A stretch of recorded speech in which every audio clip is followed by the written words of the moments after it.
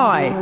এই দুঃখ, কষ্ট, বিপদ আমাদের কোমরকে সোজা করে, আমাদের পায়ের মাটিকে শক্ত করে। চিল্লায় বলেন ঠিক কিনা?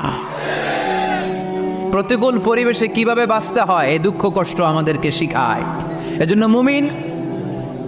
মুমিন বান্দার বৈশিষ্ট্য হচ্ছে দুঃখ কষ্ট বেদনা জ্বালা এগুলোতে সে আপসেট হয় না, সে হাল ছেড়ে দেয় না, সে ভরসা রাখে একজনের উপর। চিল্লায় বলতে হবে তিনি কে? কারণ মুমিন জানে রাত্রি যত গভীর হয় অন্ধকার তমানিসা ভেদ করে সুবহে সাদিক হয়। মুমিন জানে গর্ভবতী নারীর পেটের ব্যথা যেই দিন বাড়তে থাকে ওই দিনই নতুন মেহমান আগমনের সময় ঘনাতে থাকে।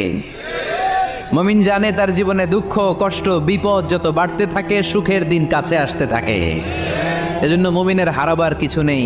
ইন্না মাআল উসরি ইউসরা, ইন্না মাআল উসরি ইউসরা। নবী হে, কষ্টের পরেই আছে আনন্দ, দুঃখের পরে